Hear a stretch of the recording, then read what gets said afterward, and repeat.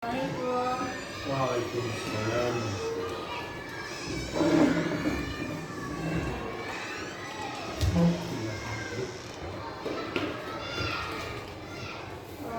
Mohon maaf Kak, di sini mudah-mudahan Bapak sehat. Karena ini dalam mengikuti pendidikan berat sudah sampai di modul 3.1.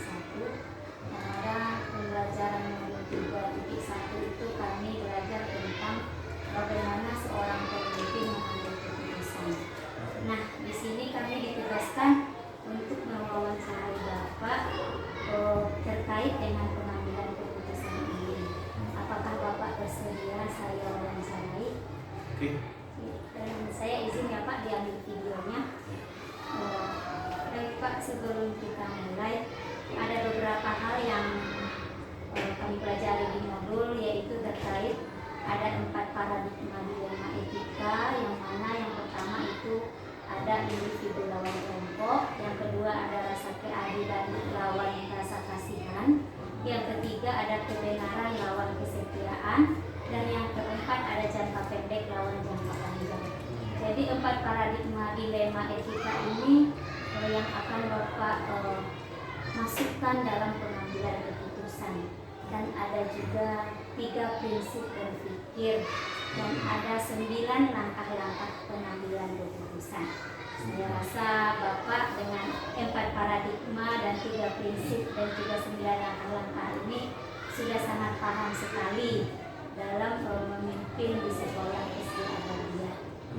Jadi ada beberapa pertanyaan yang akan saya tujukan kepada Bapak, yaitu yang pertama, selama ini bagaimana Bapak dapat mengidentifikasi kasus-kasus yang merupakan dilema etika atau rujukan moral? Mana tadi dilema etika ada 4 paradigma ya Pak. Bagaimana Bapak mengidentifikasi kasus-kasus itu Pak? Oh gitu. Jadi selama ini atas kepemimpinan saya di beberapa sekolah di Surabaya untuk mengidentifikasi kasus-kasus dilema etika tersebut, kita melihat memantau terus perkembangan baik guru berada di dalam lokal maupun berada di luar lokal. Secara prinsip kita selalu memantau guru-guru itu bagaimana interaksi dengan siswa, bagaimana interaksi dengan murid-murid, bagaimana interaksi dengan sesama guru di sekolah kita ini. Nah, dengan itulah saya sebagai pimpinan mengidentifikasi dialektika tersebut, dan disitulah kita mengambil keputusan mana yang baiknya dan mana yang Pak jawabannya. Lanjut pertanyaan kedua Pak, dalam pengambilan di keputusan di sekolah, apakah kasus-kasus yang Bapak ambil itu sudah mengandung nilai-nilai kebajikan? itu pasti kita mengambil keputusan. Sebelum kita mengambil keputusan, kita harus mengkaji ulang kalau ini yang kita ambil keputusan apa akibatnya, dan itu selalu kita diskusikan dengan pimpinan yang lainnya, bagaimana kita mengambil keputusan ini dan apa akibatnya dan apa nanti yang harus kita capai. Jadi tentu yang harus kita capai itu yang lebih baik. Lanjut ya Pak, kepada pertanyaan ketiga, langkah-langkah atau prosedur seperti apa yang biasa Bapak lakukan selama ini? Langkah-langkah untuk mengambil keputusan kita selalu melalui demokrasi. Ya, kita bawa ke dalam rapat majelis guru, apapun keputusan nanti itu adalah keputusan bersama. Kalau sudah menjadi keputusan bersama, inilah yang harus kita terapkan. Karena tidak ada secara otoriter kita memutuskan sesuatu, tidak, tetapi harus kita rapatkan, kita dengarkan masukan-masukan dari semua pihak, dari semua majelis guru, mana yang terbaik, mana yang disetujui secara bersama, itulah yang akan kita ambil keputusan, dan itulah yang akan kita jalankan. Setelah itu yang keempat, hal apa saja yang selama ini sudah efektif dalam pengambilan keputusan pada kasus-kasus dilema etika ini? Ya. Hal-hal yang dianggap efektif selama ini mengambil keputusan di etika ini adalah kalau kita sudah mengambil keputusan, kita tetap dengan keputusan. Tidak ada keputusan itu di belakang hari berubah-ubah, tidak. Kalau kita sudah mengambil keputusan di dalam rapat bersama, mengubahnya lagi kita harus rapat lagi. Jadi kita tetap mengambil keputusan apa yang telah kita putuskan bersama, dan itu yang harus kita laksanakan.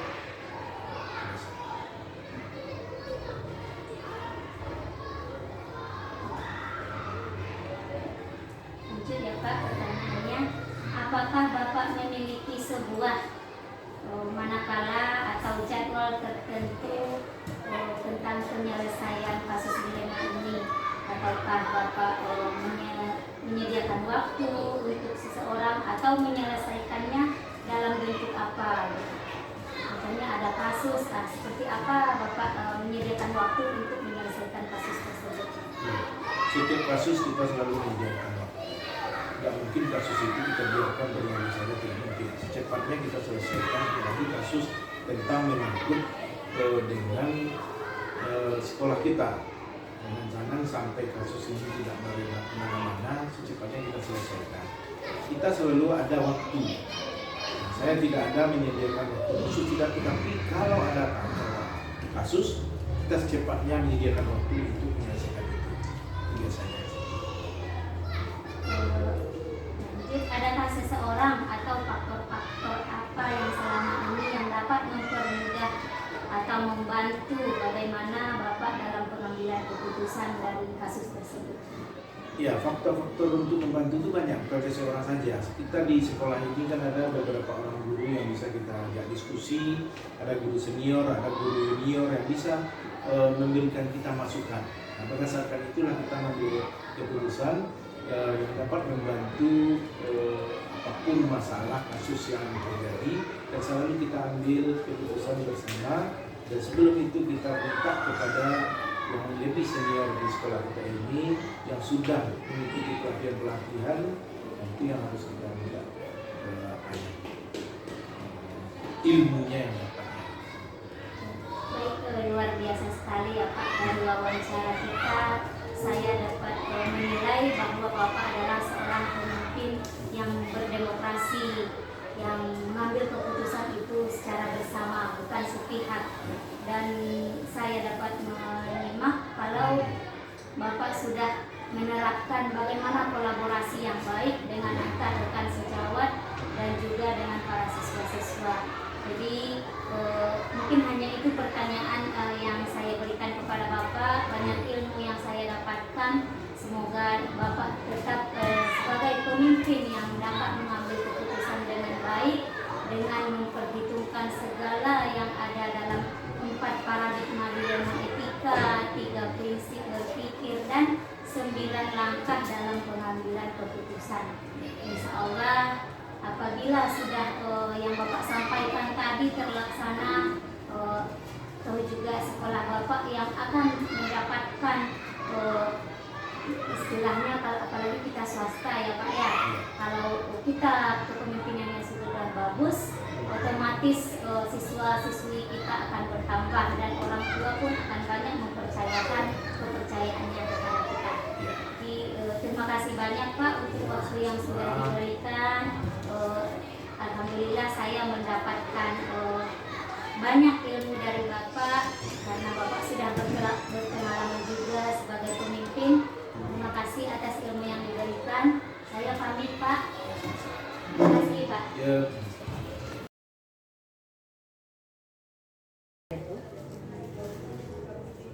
Assalamualaikum Bu.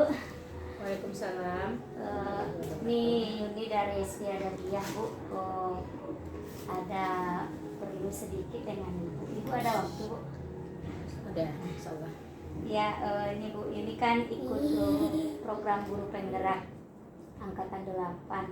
Jadi kami sekarang udah sampai di modul 3.1, yaitu tentang mengambil keputusan. Jadi kami mendapatkan tugas di LMS untuk mencari kepala sekolah dan berbincang-bincang dengan kepala sekolah untuk menanyakan bagaimana kira-kira pengambilan keputusan di tempat ibu di sekolah ini.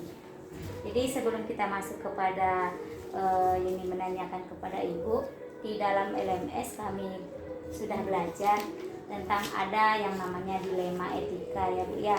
Yang mana dilema etika itu adalah situasi yang terjadi ketika seseorang harus memilih dua pilihan gitu. Yang mana kedua pilihan itu secara moral baik, tetapi ada bertentangan juga gitu.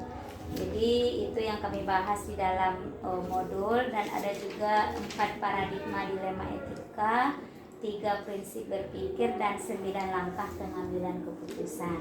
Jadi Yuni izin ya Bu diambil videonya ya Bu ya. Ada beberapa yang ingin Yuni tanyakan dalam kepemimpinan Ibu, yang mana yang pertama yaitu selama ini bagaimana kira-kira Ibu mengidentifikasi kasus-kasus yang merupakan dilema etika ini? Maksudnya gini, kalau kan kita lihat dulu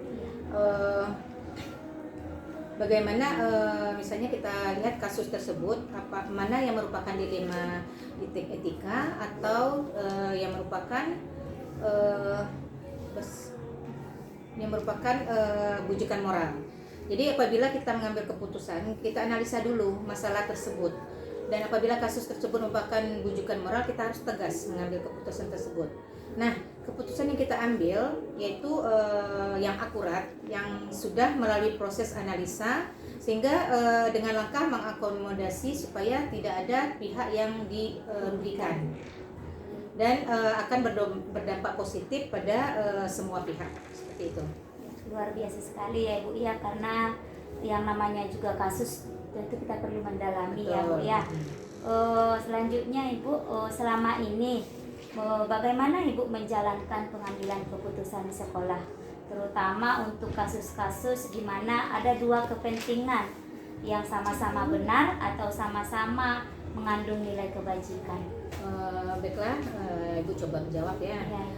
Sebelum keputusan yang kita ambil terlebih dulu, kita kumpulkan dulu fakta-fakta atau analisa yang mana yang benar dan mana yang salah. Terus membuat alternatif atau solusi, terus mengidentifikasikan masalah, terus sehingga terbentuknya kesimpulan, sehingga bisa kita ambil keputusan, utamakan dengan keputusan yang berpihak pada kebajikan dan kebenaran. Langkah-langkah untuk prosedurnya seperti apa kira-kira Ibu? Yang pertama yaitu menentukan sebab dan masalah, siapa-siapa saja yang terlibat. Terus kita diskusikan dengan pihak sekolah atau guru dan membuat keputusan, menimbang lagi mana yang menimbang lagi dengan berbagai sudut pandang sebelum kita memutuskan masalah tersebut. Kedua itu mengidentifikasikan masalah, mengklarifikasikan masalah dengan tujuan apa yang kita inginkan tercapai. Untuk itu hal-hal apa saja yang selama ini Ibu anggap sudah efektif dalam pengambilan keputusan pada kasus-kasus dilema etika ini?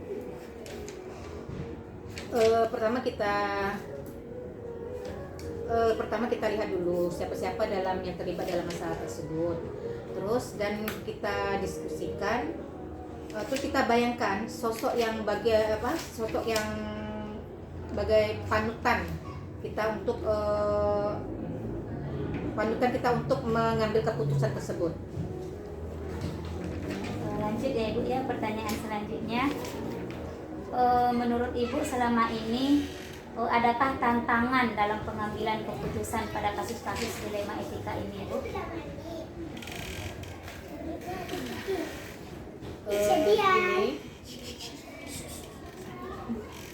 Itu pintu kami.